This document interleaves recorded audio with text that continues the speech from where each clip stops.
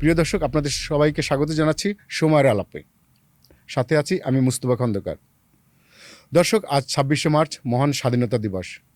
৫৫ বছর আগে যে লক্ষ্যে এক সাগর রক্তের বিনিময়ে দেশের আপামর জনগণ যে অধিকারের জন্য লড়েছিল, যে সেই স্বপ্ন এবং সেই অধিকার আজও অধরা রয়ে গেছে। কেন এমন হলো, এসব বিষয় নিয়ে আজ আমরা কথা বলবো মুক্তিযুদ্ধের সময়কার ক্র্যাক প্লাটুনের সদস্য ও বাংলাদেশ জাতীয়তাবাদী মুক্তিযোদ্ধা দলের সভাপতি ইশতিয়াক আজিজ উলফতের সঙ্গে। উলফত ভাই, আপনাকে স্বাগত আমাদের পডকাস্ট শোতে।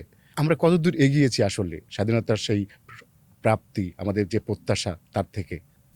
সময় টিভির দর্শকদের প্রতি শ্রদ্ধা জানিয়ে, স্বাধীনতা দিবসের শুভেচ্ছা সবাইকে জানিয়ে, ৭১-এ যারা আমাদের সাথে যুদ্ধে ছিল, শহীদ হয়েছেন, শহীদ রুমি, আজাদ বদি, জুয়েল, আমার ভাই আশফাকুজ্জামান বীরুত্তম এবং অন্যান্য সব শহীদদের হাজারো হাজারো তাদের কথা স্মরণ করে ৭১ থেকে এই পর্যন্ত যত মানুষ গণতন্ত্রের জন্য জীবন দিয়েছে তাদের কথা স্মরণ করে এবং বিশেষ করে ২০২৪-এর স্বৈরাচার বিরোধী বিপ্লবের এই আন্দোলনের যারা শহীদ হয়েছে তাদের কথা স্মরণ করে আজকে আমার বক্তব্য শুরু করছি। আজকে ২৬শে মার্চ ২০২৬, বাংলাদেশ হিসেবে একটা জাতি, একটা দেশ হিসেবে বিশ্বে পরিচিত। আমাদের একটা ভৌগোলিক সীমারেখা আছে, আমরা একটা পতাকা পেয়েছি, আমরা স্বাধীনতা পেয়েছি। অনেক এগিয়ে যাওয়া দরকার ছিল আমাদের দেশটার, কারণ অনেক রক্তের মাধ্যমে, তো অনেক স্যাক্রিফাইসের মাধ্যমে আমাদের এই দেশটা হয়েছিল। ১৬ই ডিসেম্বরের পরে যখন আঘাতে থাকলাম, ১০ই জানুয়ারি আসলো, আমরা দেশটা সব ভার দিয়ে দিলাম শেখ মুজিবুর রহমানের হাতে। উনি আমাদের পরিচালনা করবেন। কিন্তু ভুলটা ওখানেই। তার কারণ আমি বলি একটা কথা প্রায়, যেখানে শেখ মুজিবুর রহমানের শেষ, সেখানে জিয়াউর রহমানের শুরু। পাকিস্তানের ২৩ বছরের বঞ্চনা, অপমান, বৈষম্য, অত্যাচার সহ্য করতে হয়েছিল আমাদের। শেখ মুজিবুর রহমান খুব সুন্দরভাবে জিনিসটা ৬ দফার মধ্যে এনে যেই রাজনৈতিক কার্যকলাপ চালালেন, সেটাতে পাকিস্তানিরা পরাস্ত হলো। নির্বাচন হলো ৭০-এর, ওই ইলেকশনে পরাজিত হলো পশ্চিম পাকিস্তান। পূর্ব পাকিস্তানের প্রত্যেকটা সিট মোটামুটি পেল আওয়ামী লীগ। এই ভুট্টো আর এর পাকিস্তানের জেনারেলরা মিলে ষড়যন্ত্র করলো। এই ষড়যন্ত্রটা শুরু হয়ে গিয়েছিল আগের থেকে, নির্বাচনের পরপরই। কিন্তু তার মিলিত হলো লারকানায়, জুলফিকার আলী ভুট্টোর জমিদার বাড়িতে। ওখানে দাওয়াত করে আনলো ইয়াহিয়া খানকে এবং আর্মি জেনারেলদেরকে, বলল যে ডাক হান্টিং, হাঁস শিকারের জন্য। তা হাঁস শিকার করলো এবং ওর মধ্যে ষড়যন্ত্রটা, কনস্পিরেসিটা করলো ওখানে, যে যদি শেখ মুজিবুর রহমান এই ৬ দফা নিয়ে থাকে, সে যদি সারেন্ডার না করে, কম্প্রোমাইজ না করে, তাহলে এই দমনপীড়ন চলবে বাঙালিদের উপর। অপারেশন সার্চলাইট তখন এক্সিকিউট করবে। বাংলাদেশের মানুষ, বাংলাদেশের জনগণ অনেক এগিয়ে ছিল সাধারণ এই রাজনীতিবিদদের চেয়ে। কারণ ২৩ বছরের বঞ্চনা, তো ইনসাল্ট, তো ধরে নিয়েছিল যে আর তাদের সাথে থাকা যাবে না। তারা মুখিয়ে ছিল স্বাধীনতার জন্য, তারা একদম স্বাধীনতার জন্য। যখন তারা এখান থেকে পিছু পাওয়া হলো, তখন তৎকালীন পূর্ব পাকিস্তানের সেন্টিমেন্ট হয়ে গেল totally against the West Pakistanis, and আমরা আমাদের স্বাধীনতা চাই। এটা মার্চ মাস এর ১ তারিখে পতাকা ওড়ালো আসম আব্দুর রব। ইশতিয়াক আজিজ উলফত ১ তারিখে নয়, ২ তারিখে পতাকা উত্তোলন দিবস এবং ৩ তারিখে শাহজাহান সিরাজ ওটার ইশতেহার পাঠ করলো। ৭ই মার্চ সরওয়ার্দী উদ্যানে শেখ মুজিবুর রহমান সাহেব একটা ভাষণ দিলেন, অনেক ভালো ভাষণ। ৭ কোটি মানুষকে তাবা রাখতে পারবো না। কিন্তু সেই ভাষণ নিয়ে ভাষণে কি স্বাধীনতার ঘোষণা ছিল কিনা, এটা নিয়ে বিতর্ক আছে। ছিল তো নাই। ওই সবাই আমরা মুখিয়েছিলাম, আমরা অপেক্ষা করছিলাম যে উনি একটা আলটিমেটাম দেবেন ওয়েস্ট পাকিস্তানকে, যে তোমরা যদি এই গণতন্ত্রের প্রতি সম্মান দেখিয়ে যদি ১৯৭০-এর নির্বাচনটা না মেনে নাও, তাহলে তোমাদের সাথে আমরা থাকবো না। এই আলটিমেটামটা তার কাছ থেকে এক্সপেক্ট করা হয়েছিল, এবং কিন্তু আমরা উনি ওটা শুনেছি যে দেন নাই। সিরাজুল আলম খানের সাথে উনি কয়েকবার এটা নিয়ে রিহার্সালও দিয়েছেন, কিন্তু হ্যাঁ, শেষ পর্যন্ত দেননি। না, শেষ পর্যন্ত সে ওটা দেন নাই, না দিয়ে পাকিস্তান জিন্দাবাদও বলে নাই, জিও পাকিস্তান বলে উনি।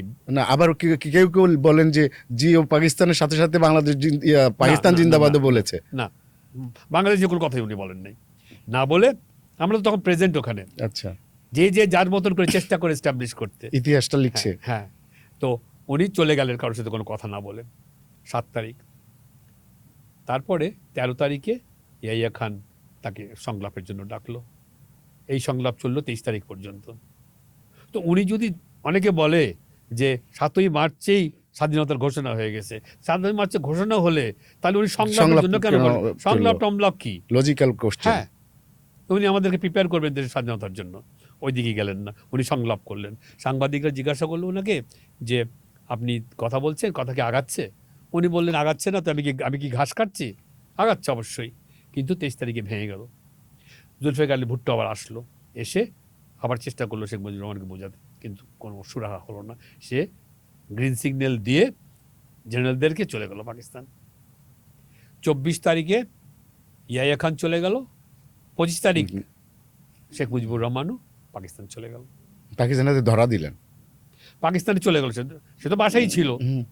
তাজউদ্দিন সাহেব গেল তার বাসায়, বললো আপনি একটা ঘোষণা দিয়ে দিন, ঘোষণা দেন, একটা দিক নির্দেশনা দেন, একটা কিছু বলেন, আমি টেপ রেকর্ডার নিয়ে আসছি। উনি কিচ্ছুই করলেন না। উনি বললেন যে আমি যদি এখন ঘোষণা দিই তাহলে যদি আমরা এই স্বাধীনতা না পাই আমাকে রাষ্ট্রদ্রোহ আমার বিরুদ্ধে অভিযোগ আসবে। হ্যাঁ, তোমরা কি আমাকে গিলোটিনে দেবে। আমাকে গিলোটিনে দিবে, আমাকে আমার হারাবো, আমি জীবন হারাবো। তার মানে উনি তখন এইসবের মধ্যে আমি নাই নাই বলে উনি চলে যেতে বললেন সবাইকে।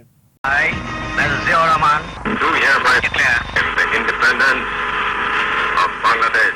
শহীদ প্রেসিডেন্ট জিয়াউর রহমান যুদ্ধের ঘোষণাটা কিভাবে দিলেন? কারণ আচ্ছা। প্রথমে দুই রকমের আমরা শুনি যে প্রথমে একটা শেখ মুজিবের পক্ষে on behalf of Sheikh Mujibur Rahman, আর একবার নিজেই বলছে আমি বাংলাদেশের প্রেসিডেন্ট। প্রথমে হলো কি ব্যাপারটা, উনি যখন খবর পেলেন যে অপারেশন সার্চলাইট হয়ে গেছে এক্সিকিউটেড ঢাকায়, হ্যাঁ, হাজার হাজার নিরস্ত্র নিরপরাধ ঘুমন্ত মানুষকে, হ্যাঁ, বস্তিবাসীদেরকে, রিক্সাওয়ালাদেরকে, এই কমলাপুর রেলওয়ে স্টেশনে যার ভিখিরিরা শুয়ে থাকে, ফকিররা, এই সদরঘাট লঞ্চ ঘাটে, রাজারবাগ পুলিশ লাইনে, রাজারবাগ পুলিশ লাইনে তো এবং ঢাকা বিশ্ববিদ্যালয়ের সার্জেন্ট এবং শাঁখারীপট্টিতে, হ্যাঁ, অমানসিক অত্যাচার, গুলি বোমা এইসব অত্যাচার করে সেদিনকার রাত্রে আমাদের উপরে দমন পীড়ন চালালো, মধ্যযুগীয় বর্বরতা। এবং এই খবর যখন গেল চিটাগং, উনি ডিসিশন নিয়ে নিলেন তখন যে উনি এই থাকবেন না, উনি রিভোল্ট করবেন। উনি তো প্রথম বাঙালি অফিসার যে রিভোল্ট করছিল। Absolutely he was the first officer to revolt against Pakistan. তো এটা 25 তারিখ রাত্রে, দিবাগত রাত্রে, তখন 26 তারিখ হয়ে গেছে সকালবেলা, উনি হলো সোলজারদেরকে ডাকলেন। ওনাকে পাঠানো হয়েছিল সোয়াত থেকে ওই অস্ত্রপাতি আনতে, কিন্তু ওনাকে খবর দেওয়া হলো যে উনি গেলে রাস্তা অপেক্ষা করছে অন্যেরা, পাকিস্তান আর্মি ওনাকে ধরে ওনাকে অ্যারেস্ট করবে, ওনাকে ধরে নিয়ে যাবে। উনি ওদিকে গেলেন না, না গিয়ে উনি সোলজারদেরকে জিজ্ঞাসা করে বললেন যে আমরা রিভোল্ট করব, আমরা এটা প্রতিবাদ করব, তোমরা কি আমার সাথে আছো কিনা? সবাই বললো একদম উচ্চ কণ্ঠে যে আমরা আছি আপনার সাথে। এবং আমরা আরেকটা জানি যে উনি তখন ওনার কমান্ডিং অফিসার তারপরে তো উনি এই সোলজারদের প্রতি এই বক্তব্যটা রাখলেন। এবং ওই তখন ঘড়ি দেখলেন, তখন বাজে 2:15 দুপুর, রাত 2:15, 25 তারিখ রাত্রে, হ্যাঁ 2:15। তো উনি বললেন এটা কিন্তু একটা হিস্টোরিক্যাল টাইম, 2:15 আমরা যুদ্ধে নামলাম, স্বাধীনতা যুদ্ধে, এটাই হলো শুরু। তারপরে উনি গেলেন, গিয়ে ওনার যে কমান্ডার ছিল জাঞ্জুয়া, কর্নেল জাঞ্জুয়া, ওনাকে কলার ধরে টেনে বাইরে নিয়ে আসলেন, নিরস্ত্র করলেন, তাকে মারলেন, হত্যা করলেন, হত্যা করে বললেন চলো আমাদের মুক্তিযুদ্ধ শুরু হলো। এই স্বাধীনতার ঘোষণার সময় চিটাগাংয়ের আওয়ামী লীগের তৎকালীন নেতারা কেউ সাহস পাচ্ছিল না, এরকম কোনো, তখন জিয়াউর রহমানকে ইনভাইট করছিল যে আপনি দেন, তো তখন উনি রাজি হয়েছিল। না হলে কিন্তু চিটাগাংয়ের আওয়ামী লীগ নেতারা যদি সাহস করে দিত তাহলে কিন্তু জিয়াউর রহমান এই সুযোগটা পেতেন না। এই একটা মহান সুযোগ। ওটা আল্লাহ যার জন্য যেই সময়টা রাখে এটা তো আপনি হুম। নিয়ে নিতে পারবেন না তার কাছ থেকে। হ্যাঁ, ঠিক মানে আমার নেক্সট আহারটা কোথায় হবে সেটা কিন্তু ঠিক আল্লাহ- করা আছে। হ্যাঁ, তো আমি কোন দিকে কিভাবে আমি চলবো আগামী 24 ঘন্টা এটা নির্ণয় করা আছে। তো ওইটাই টাইম, ওইটা হয়ে গেছে, ওনার সেট করা ছিল আল্লাহর তরফ থেকে। তো হলো কি, উনি রওনা দিলে যাবেন। তখন সোলজাররা বললো যে স্যার আমরা ম্যাডামকে নিয়ে নেই, বাচ্চাদেরকে নিয়ে নেই। উনি একটু চিন্তা করে বললেন যে নো, ওনাদের কি হবে? তখন সোলজাররা জিজ্ঞাসা করলো ওনাদের কি হবে? বললো যে তোমাদের বউ বাচ্চারা কোথায়? তোমাদের বউ বাচ্চা যা হবে ওনারও তাই হবে। ম্যাডাম বেগম খালেদা জিয়ার সম্পর্কে এবং ওনার 2 বাচ্চা সম্পর্কে তখন বলছে। হ্যাঁ, এই কথাটা। ইন দ্য মিন টাইম কিছু সোলজার ম্যাডাম জিয়ার কাছে গেছেন, বেগম জিয়ার কাছে গিয়ে বলছেন যে আমাদেরকে পাকিস্তানিরা অস্ত্র সারেন্ডার করতে বলছে, আমরা কি করবো এখন? স্যার কোথায়? বলে স্যার তো গেছে কোথাও, তখন তো আর ফোন ছিল না, হ্যাঁ, সেল ফোন ছিল না, তো গেছে। তো তাহলে ম্যাডাম আমরা কি করব? তো উনি বললেন যে তোমরা কোনো সারেন্ডার করবে না, অস্ত্র সারেন্ডার করবে না তোমাদের স্যার না আসা পর্যন্ত। বল ঠিক আছে ম্যাডাম। এই যে দেখেন, আমি কথাটা বললাম এই জন্য যে উনি এই ডিসিশন নিলেন যে ঢাকায় অপারেশন সার্চলাইট শুরু হয়ে গেছে, বাঙালিদের সমানে মারছে পাকিস্তানি আর্মি। এই যে উনি ডিসিশন নিয়ে নিলেন যে উনি রিভোল্ট করবেন, উনি বাংলাদেশের পক্ষে স্বাধীনতা ডিক্লেয়ার করবেন এবং উনি যুদ্ধ করবেন, এই একটা সে গিয়ে তাহলে প্রথম ওই সূচনা হলো মুক্তিযুদ্ধের। জিয়াউর রহমানের ওই 2:15 উনি যে সোলজারদের কাছে বললেন যে আমরা তাহলে আমরা সারেন্ডার করব না, আমরা যুদ্ধ করব, উই রিভোল্ট। আচ্ছা, তখনও কিন্তু ইয়েটা দেওয়া হয় নাই, তখনও কিন্তু Declared কালুরঘাটের ইয়েটা কিন্তু তখনও তখনও বেতারে বক্তব্যটা দেওয়া declared হয়নি। না। তো অনেকে বলে কি উনি 25 তারিখ করছেন না, 26 তারিখ করছেন না, 27 তারিখ করছেন, অনেক রকম বলতে না, অনেকে আবার এটাও বলে যে ঢাকা থেকে মেসেঞ্জারের মাধ্যমে কাজী হান্নানের কাছে, চিটাগাং নেতার আরে কাছে। বাকওয়াজ, একদম মিথ্যা কথা, একদম টোটালি মিথ্যা কথা। যাই হোক, উনি শুরু হয়ে গেল মুক্তিযুদ্ধ। জিয়াউর রহমান বাংলাদেশের মুক্তিযুদ্ধ সূচনা করেছিলেন, সেই জন্য উনি বাংলাদেশের প্রথম মুক্তিযোদ্ধা। আর ম্যাডাম ওই সময় থেকে ওই রাত্রে উনি সোলজারদেরকে বলেছিলেন তোমরা অস্ত্র সারেন্ডার করবে না তোমাদের স্যার না আসা পর্যন্ত। উনি হচ্ছেন গিয়ে আমাদের প্রথম নারী মুক্তিযোদ্ধা। আচ্ছা আচ্ছা। এনিওয়ে, তারপরে উনি করলেন, উনি কালুরঘাটে গেলেন, গিয়ে উনি বলতে লাগলেন যে উনি ঘোষণাটা দিলেন, I hereby major Ziaur Rahman on behalf of the Bangladesh government, I declare the independence of Bangladesh, and we will fight to the last till all the occupation forces are not removed from this soil. এই বাংলার মাটির থেকে শেষ পাকিস্তানিটা, শেষ না collaborate পর্যন্ত। হানাদার বাহিনী না সরানো পর্যন্ত, না মেরে ফেলা পর্যন্ত আমরা যুদ্ধ চালিয়ে যাবো আমরা। এটা তো হ্যাঁ। একটা দিল, আর একটা দিছিল কি? তা এটা প্রথমে শুনতে লাগলাম আমরা। হুম। তারপরে শুনলাম যে অন বিহাফ অফ প্রেসিডেন্ট অস্থায়ী president Sheikh Mujibur Rahman, I major Zia declare the independence of Bangladesh বলে ওই এটাই চলতে লাগলো সারাদিন। On behalf of our great national leader, the Supreme Commander of Bangladesh, Sheikh Mujibur Rahman, do hereby proclaim the independence of Bangladesh. 26 তারিখ চললো উনার নামে এবং 27 তারিখ সারাদিন চললো এটা জিয়াউর রহমান নিজের নামে, নিজের নামে। I, Major Ziaur Rahman, do hereby declare the independence of Bangladesh. আপনারা কি সেই ইটা শুনতে পেরেছিলেন, রেডিওর ওই বার্তাটা? দুটা বার্তাই তো শুনেছি আমরা, দুটা তখন বার্তাই। ফ্রিকোয়েন্সি এত জোর ছিল চিটাগাং কালুরঘাটে। আমরা সারাক্ষণ বিবিসি আর ভয়েস অফ আমেরিকা এগুলো শুনতে চাইতাম আমরা। I am coming to that. এখন হলো কি, আমরা 25 তারিখ রাত্রে কি হবে, উনি তো চলে গেলেন পাকিস্তান। হ্যাঁ, উনি তো আমরা তখন কি কর্তব্য বিমূঢ়, উই ডোন্ট নো কি হবে, কোথায় যাব আমরা, কি করব আমরা। এই যে সারা মাস ধরে আমরা মুক্তিযুদ্ধ হবে, এই দেশ স্বাধীন হবে, আমরা পাকিস্তানের বিরুদ্ধে যুদ্ধ করব, আমরা যাদের বয়স ছিল যুদ্ধে যাওয়ার আমরা তখন রেডি। হ্যাঁ, সারা মাস ভরে আমরা এটা প্রস্তুতি নিয়েছি, কিন্তু কোনো দিক নির্দেশনা আসলো না, উনি চলে গেলেন। তখন কি হবে তখন হবে রাত 10টা দিকে হবে। আমি ইত্তেফাক অফিসের সামনে দাঁড়ানো, ইত্তেফাক অফিসের পাশের বাড়ি হলো আমাদের বাড়ি। হ্যাঁ, টিকাটুলি ইত্তেফাকের মোড় যেটা বলে এখন, ভাটখোলা ইত্তেফাক টিকাটুলি রামকৃষ্ণ মিশন ওই ওই ওই এলাকাটা, আমরা ওখানে দাঁড়ানো। তো অনেক রকম রিউমার, অনেক রকম কথাবার্তা, অনেক রকম কনস্পিরেসি আমি শুনতে পারছি আমরা। তো আমরা অনেক এক্সাইটেড। আমি একটু কথা বলতে গিয়ে আমি নিজে এখনই এক্সাইটেড হয়ে যাচ্ছি আমি। এনিওয়ে আমরা দাঁড়িয়ে আছি, হঠাৎ একটা ফ্লেয়ার উঠলো গুলিস্তানের দিকে, একটা সিগন্যাল, আর্মির আচ্ছা। সিগন্যাল। আর একটা উঠলো এটা পূব দিকে গুলিস্তানের দিকে, আর একটা পশ্চিম দিকে উঠলো কমলাপুরের দিকে। পরে ওটা বুঝতে পারলাম ওটা হলো গিয়ে পিলখানা পুলিশ লাইনের ফ্লেয়ার। হ্যাঁ ফ্লেয়ার, পাকিস্তানিদের ওর সিগন্যাল দিল যে ইয়ে শুরু হয়ে গেছে। এটা দেখে দৌড়ে গেলাম আমরা। আমাদের পাশের গলিতেই আবয়দা শ্রেণী থাকতো, ফাইজুর রহমান, সে MNA, সে হলো শেরে বাংলা একে ফজলুল হক সাহেবের ছেলে। আচ্ছা। হ্যাঁ, উনি প্রথমবার উনি MNA হলেন, member of the national assembly, Barishal থেকে, চাকার থেকে। তার কাছে দৌড়ে গেলাম, যে বললাম যে আমরা রেডি, আমরা আসছি যুদ্ধ করতে, কি আপনি ডিরেকশনস কি? বলে কিসের যুদ্ধ, তোমরা এই বন্দুক টন্দুক থেকে পাইছো, তোমরা কি করতে চাচ্ছ? আমরা বললাম যুদ্ধ হবে না। বলে যে না, কোনো যুদ্ধ না, বঙ্গবন্ধু শেখ মুজিবুর রহমান বলেছেন যে আগামীকালকে হরতাল, স্ট্রাইক, এই সমস্ত সব ফেলে দাও আর সব রাস্তাঘাট থেকে ব্যারিকেড সরায় দাও। আমি বললাম কিচ্ছু হবে না, তা আমরা এই পাঁচ ভোরে এই সমস্ত করলাম কেন? বলে না কিচ্ছু হবে না, গো ব্যাক, গো গো। আমাদেরকে বের করে দিলেন ঘর থেকে।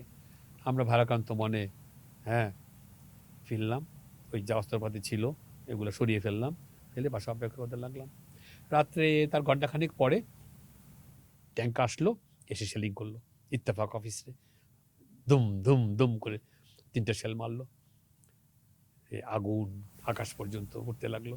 আমাদের বাড়ির উপর দিয়ে 100-150 লোক পালিয়ে চলে গেল পিছনে। আচ্ছা, আপনার ক্র্যাক প্লাটুন কবে গঠন করলেন? সেটা আরো অনেক পরে। অনেক পরে। হ্যাঁ, এটা তো যুদ্ধ তো তখন শুরু হয়নি, তখন তো আমরা বুঝি নাই। তো এই যে 25 তারিখের রাত, 26 তারিখ কারফিউর মধ্যে থাকলাম, তারপরে 27 তারিখে 2 ঘন্টার জন্য কারফিউ উঠালো। তখন আমরা ঢাকা শহর ঘুরতে বেরিয়ে গেলাম, যে কি হলো দেখি। লাশের পর লাশ, ছোট বড়, সব গরিবদের লাশ, সব রিক্সাওয়ালাদের লাশ, সব বস্তির মানুষের লাশ, যারা আটকে পড়েছিল স্টেশনে ছিল তাদের লাশ, রক্তের পর। তখন এসব দেখে আমরা ফেরত আসলাম, 2 ঘন্টার কারফিউ। ফেরত এসে রেডিও খুলতেই একটা আওয়াজ ভেসে আসলো, আমি মেজর জিয়া বলছি, we revolt and will fight. I declare the independence of Bangladesh. I, Major Ziaur Rahman, do hereby declare the independence of Bangladesh. আমরা এই হত্যাকাণ্ড দেখে এসে সিচুয়েশনে যে কী করবো জানি না, যখন আমরা এটা এই নিউজটা পেলাম, কানে আসলো আমাদের, তখনই আমরা উজ্জীবিত হয়ে গেলাম। সারা বাংলাদেশ উজ্জীবিত হয়ে গেল, বিদ্যুতের মতন সব জায়গায় ছড়িয়ে গেল, যুদ্ধ হবে, এটা স্প্লুঙ্গের মতো ছড়িয়ে গেল, ছড়িয়ে গেল। আর সারা বাংলাদেশে 7.5 কোটি মানুষকে উনি সাধারণ মানুষ থেকে মুক্তিযোদ্ধায় পরিণত করলেন। আমরা যুদ্ধ করেছি অস্ত্র হাতে ঠিকই, কিন্তু 7.5 কোটি মানুষ বাংলাদেশের এই যুদ্ধের পক্ষে ছিল, এই যুদ্ধ চেয়েছিল, বাংলাদেশ চেয়েছিল বলেই যুদ্ধটা হয়েছিল। কুমিল্লায় ব্রিজ উড়িয়ে যারা ওই রেশন সাপ্লাই দিত পাকিস্তানিদেরকে, যাতে না দিতে পারে, ওই সমস্ত করে তারপরে আমরা ঢাকার আরবান গেরিলা হিসাবে আমাদেরকে খালিদ মোশাররফ পাঠালেন। ওয়ার্ল্ড ব্যাংকের লোক আসবে, তারা হোটেল ইন্টারকন্টিনেন্টালে থাকবে, তাদের সামনে কিছু একটা করতে হবে, যাতে বোঝানো হয় যে না, আনচ্যালেঞ্জ যাচ্ছে না, জিয়াউর রহমানের ওই বক্তব্য এটা সঠিক এবং যুদ্ধ হচ্ছে। এই জন্য আমাদেরকে পাঠালেন। এই একটা গ্রুপ, এই গ্রুপের নাম পরবর্তীতে এই ক্র্যাক প্লাটুন হলো। আপনাদের মধ্যে একজন পরে ইন্টারভিউ দিয়েছিল, সে বিট্রে করছিল। না, বিট্রে কেউ কাউকে করে নাই। হয়েছিল কি, প্রথমে বাশার, ও থাকতো গুলশানে, তখন ও একদিনকার ফার্মগেটের মধ্যে দিয়ে আসছে, তখন পায়ে বুটের কোনায় পিস্তলটা ঢুকানো ছিল। আচ্ছা। সেটা পাকিস্তান আমি লক্ষ্য করেছে, লক্ষ্য করে ওকে থামিয়ে ওকে ওখানে ধরেছে, টর্চার করার পর তো কিছু ডাইভার্স করেছে, কিছু বার্তা। আর 2 জন, একজন চুল্লু ভাই আর একজন সামাদ ভাই, আব্দুল সামাদ বীর প্রতীক আর মাসুদ সাদেক বীর প্রতীক। ওনারা এই যে বাসা ধরা পড়লো এবং আমাদের সব ঠিকানাগুলা ঢাকায় ডাইভার্জ হয়ে গেল, এখানে আলতাফ মাহমুদ সুরকার, উনি অ্যারেস্ট হয়েছিলেন। আমাদের খবরগুলো বের হয়ে যাওয়ায় পাকিস্তান আর্মি এই সব বাড়িগুলিতে হানা দেওয়া শুরু করলো। আমি তখন থাকি সামাদ ভাইয়ের বাসায়, আমি যাওয়া আসা করি। হাফিজ ভাই নামে এক ভদ্রলোক ছিল, উনি বাংলাদেশ রেডিওতে কাজ করতেন। তো ওনার বাড়িটা গলিটার মধ্যে, আর হাফিজ ভাই সামাদ ভাইয়ের বাসা গলিটার মুখে। তা আমরা সেদিনকার রাত্রে আমরা ঢাকা ইউনিভার্সিটির ভাইস চ্যান্সেলরকে মারতে যাব, এই কোলাবোরেটর পাকিস্তানি। আমরা একটা দাওয়াত জোগাড় করেছি বিলাদের, তা আমরা যাব। তা আমি হাফিজ ভাই বাসা থেকে ওই অপারেশনে যাব। সাংঘাতিক সাহসী মানুষ ছিলেন উনি, সাংঘাতিক দুর্দান্ত। উনি না হলে ঢাকায় অনেক অপারেশন আমরা করতে পারতাম না। আমি যে রাস্তার গলিটার মুখে বের হয়েছি, রাস্তায় বের হয়েছি, তাকে গলির মুখে দেখে কি 200 গজ দূর দেখি কি পাকিস্তান আর্মি ঢুকছে গলির মুখে, গলির ভিতরে, এবং আর্মির ট্রাক এবং আর্মির জিপ। তা আমার কি করব আমি তখন? আমি কয়েক মুহূর্তের মধ্যে, সেকেন্ডের মধ্যে আমি ডিসিশন নিলাম যে আমি সোজা হাঁটতে থাকবো। কারণ আমি যদি পিছন দিকে যাই তাহলে তো একটু তাদের সন্দেহ হবে বেশি। সন্দেহ হবে বেশি, আর যাওয়ার তো জায়গা নাই, ডেড এন্ড বললাম, ডেড এন্ড গলি। একদিকে এমবেসি, অত উঁচু দেওয়ালও ক্রস করা যাবে না। আমি সামনের দিকে হাঁটতে লাগলাম, সামনের দিকে হাঁটছি, আর পাকিস্তান আর্মি আমার দুই পাশ দিয়ে ঢুকছে। আমি হাঁটছি, আমার দিকে আমার গা ঘেঁষে ঘেঁষে যাচ্ছে তারা, তাদের গায়ের ঘাম আমি শুকতে পারছি। আমি মেন রাস্তায় গিয়ে বের হলাম, দেখি 2টা বড় বড় ট্রাক আর 3টে জিপ।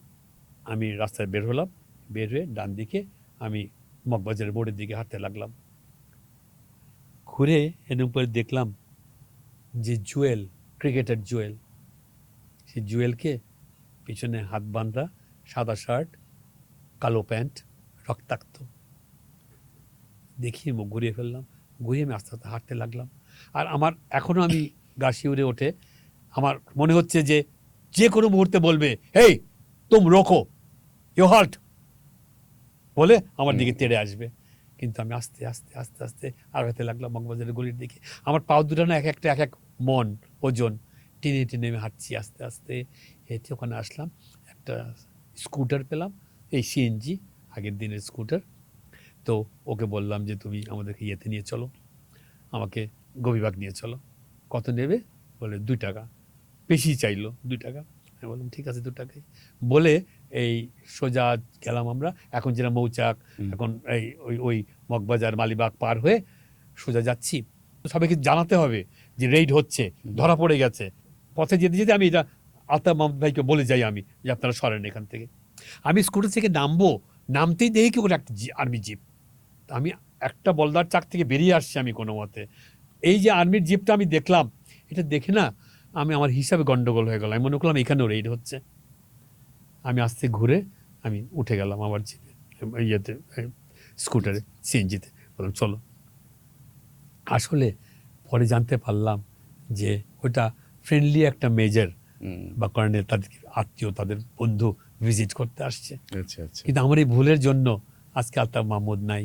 আপনারা যে স্বাধীনতা যুদ্ধ করলেন, এত ত্যাগ, আপনাদের এত রক্ত, এই স্বাধীনতার পরের এইটা কেন এরকম শুরুটা এরকম হলো? সোজা, this is the way India wanted. India চেপে বসলো আওয়ামী লীগের ওপর। তারা তো অখণ্ড ভারত চায়। হ্যাঁ, সিকিম নিয়ে নিয়েছে, ভুটান নিয়ে নিয়েছে, কাশ্মীর নিয়ে নিয়েছে। হ্যাঁ, তো তারা বাংলাদেশকে এখন পেয়েছে কবজায়, ভেঙে ফেললো পাকিস্তান, পাকিস্তানিদের দোষে এবং ইয়েদের উস্কানিতে, ভারতীয়দের। হ্যাঁ, তো এখন যে চেপে বসলো, বসে কোনো কিছু তাতে এক্সিকিউট করতে দেবে না। এই যে 25 দফা একটা প্যাক্ট করলো, হ্যাঁ, এই সমস্ত পাবলিককে না জানিয়ে, তো তারা কিছুতেই বাংলাদেশকে দাঁড়াতে দেবে না। তাদের মতন করে আমাদের চলতে হবে। এবং শেখ মুজিবুর রহমান সেটা মেনে নিলেন, কারণ উনি মুক্তিযুদ্ধ করেন নাই। উনি মুক্তিযুদ্ধ সময় মানে আপনি 25 বছরের যে চুক্তির কথাটা বলছেন সেটা, যেটা তাজউদ্দিন আহমেদ, হ্যাঁ, ইন্ডিয়াই তো চুক্তিটা করালো। তখন তো কোনো উপায় ছিল না চুক্তির মধ্যে সাইন না করে।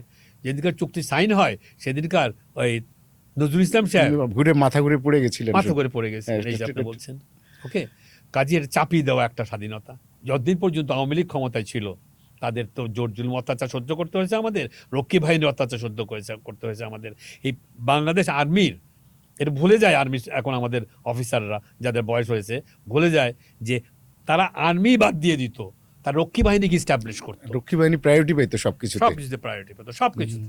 এবং ওদের যে সিম্বল ছিল শেখ মুজিবের তর্জনী, এটাই তো বোঝা যায় যে এটা একটা প্রাইভেট বাহিনী এটা। That's right.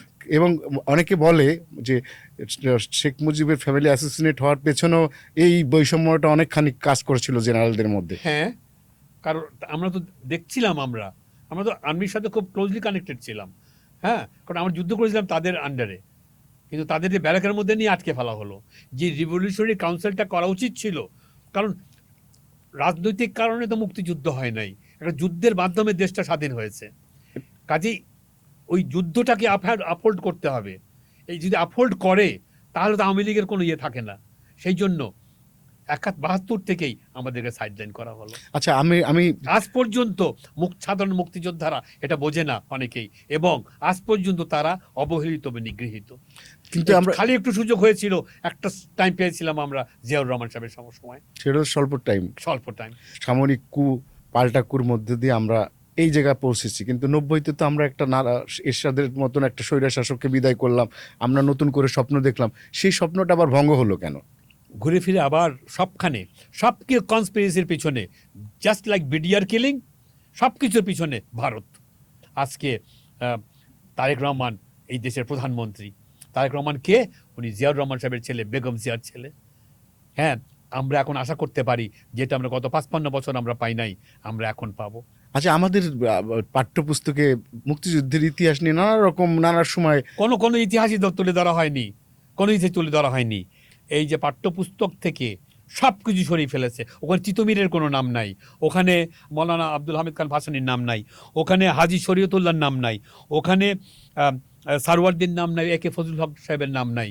ওখানে শহীদ প্রেসিডেন্ট জিয়াউর রহমান যে ঘোষণা করলো যে এই দেশটাকে একটা পড়ে যাওয়ার ট্রেন্ডকে আবার ইয়েতে বসিয়ে আবার উনি ফেরালেন, তার পর্যন্ত নাম নাই। একজন লোক, একজনের আঙ্গুল। এখন দেখেন যারা ১৫ বছর বয়স, এখন কোনো বইতে, কোনো কিছু, কোনো ইতিহাসে মুক্তিযোদ্ধাদের কোনো কথা, মুক্তিযুদ্ধের কোনো কথা, হ্যাঁ, কিচ্ছু নাই। ২৫ তারিখ নাকি শেখ মুজিবুর রহমান ঘোষণা দিছে স্বাধীনতার। কোত্থেকে এই জিনিস পেল ওরা? একটা বিরাট মিথ্যা কথা। এই আলো আর অন্ধকারের মতন, অন্ধকারের জিনিসের গুলি টেনে এনে চাপানো হলো মানুষের ইয়ের উপরে। এখন যখন আবার নতুন করে সবার নাম আসবে, সব সঠিক ইতিহাস আসবে, তখন একটা বিভ্রান্তির মধ্যে পড়ে যাবে প্রথম এই সব স্টুডেন্টরা, বাচ্চারা, যে আমাদেরকে কি শেখানো হলো। এক সরকার আসলে মুক্তিযুদ্ধের ইতিহাস একরকম লেখে, আরেক সরকার, কিন্তু প্রকৃত ইতিহাসটা কেন আমাদের যারা ইতিহাসবিদ তারা লিখেন না? কিংবা ইতিহাসবিদ আর সাহিত্যিক আর এই বুদ্ধিজীবী, এদের তো কোনো স্থান এগুলির মধ্যে নাই। এরা কেউ যুদ্ধও করে নেই, খুব একটা যুদ্ধ নেই, এরা যোদ্ধা না, এরা বোদ্ধা। এরা সব বুঝে সব কিছু করে, এবং বুঝে থেকেই তারা সবসময় পিছনের দিকে থাকে। আপনি কজনকে নামতে দেখেছেন আপনি এই গত ১৫ বছর? কজনকে নেমে শেখ হাসিনার এই অত্যাচারকে বলেছে না আর হবে না, এটা আমরা সবাই মিলে আমরা একটা ঘোষণা দিলাম, আমরা এটা বন্ধ করো এক্ষুনি। ভয়ের চোটে গুম, হত্যা, খুন, জুলুম, কেস কি না করেছে তারা। আজকে আমরা মুক্ত। আমরা কি রিয়েলি মুক্ত? আমরা মুক্ত যতক্ষণ মানুষ চাইবে মুক্ত। একটা জিনিস আমি রিয়েলাইজ করেছি, ৭১-এ জনগণ চেয়েছিল স্বাধীনতা পেয়েছিল। ২০২৪-এ জনগণ নেমে গিয়েছিল, তারা স্বৈরাচার মুক্ত হয়েছিল, স্বৈরাচার মুক্ত হয়েছি আমরা। জনগণ যদি চায় তাহলেই আমরা সত্যি মুক্ত, সত্যি একটা দেশ পাবো আমরা। আর সুবিধাটা কি মুস্তাফা খন্দকার, যে এখন এই আমাদের ১৮ কোটি মানুষের মধ্যে ৬ কোটি হচ্ছে যুবক, নতুন প্রজন্ম। তারা ৩বার ভোট দিতে পারে নাই, তাদের জীবন থেকে ১৫টা বছর ১৭টা বছর নিয়ে নেওয়া হয়েছে।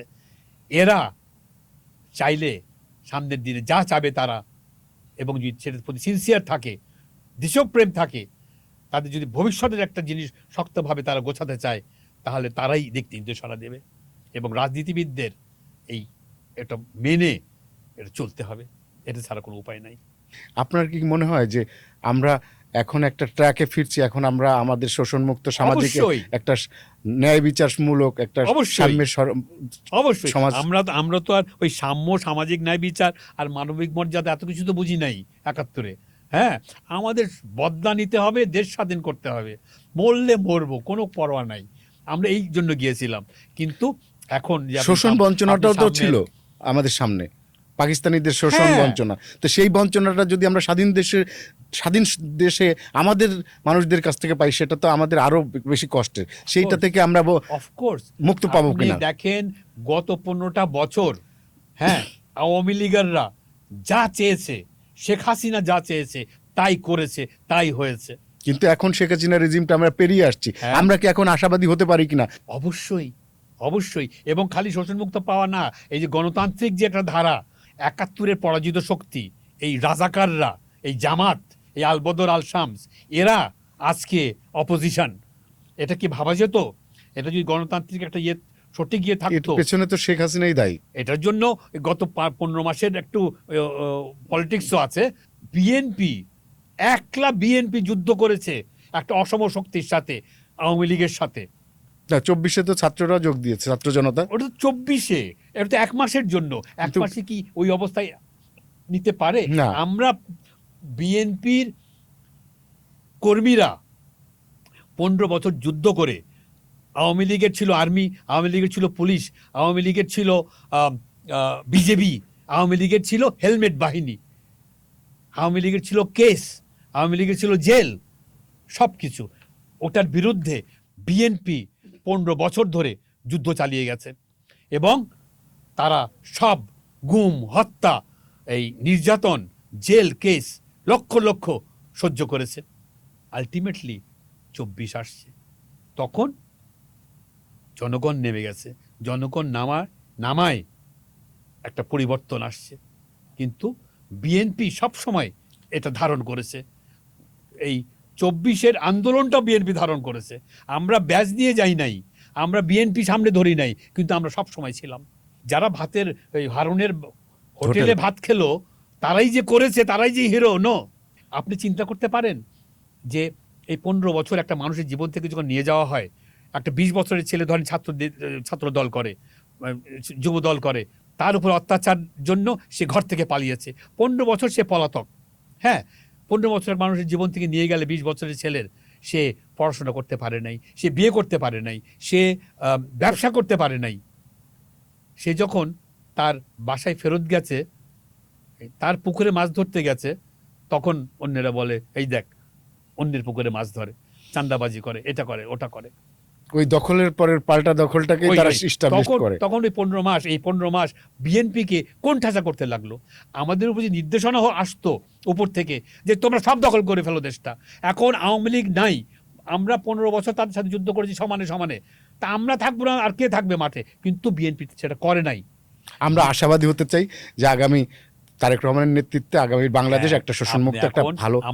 আমরা যতদিন পর্যন্ত জামাত তাদের ঠিক জায়গায় থাকবে, যখন 71-কে অস্বীকার না করতে চাইবে, হ্যাঁ, তবে তাদের কর্মকাণ্ড 71-এ তাদের বাপ দাদাদের ওটা যদি ধারণ করতে চায়, হ্যাঁ, যেটা করেছে এর মধ্যে, যদি ওটা থেকে বের হয়ে না আসে, একটা গণতান্ত্রিক ধারা চলবে।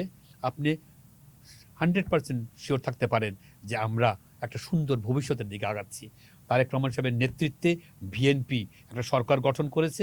এই সরকারকে একটা সময় দেন, দেখবেন আপনারা বাংলাদেশের চেহারা পাল্টে গেছে। আমরা একটা মর্যাদাশীল, একটা সম্মানজনক, একটা আত্মমর্যাদা নিয়ে একটা দেশ হিসাবে আমরা পৃথিবীর সামনে আমরা সিনাট বুক টান টান করে আমরা দাঁড়াতে চাই।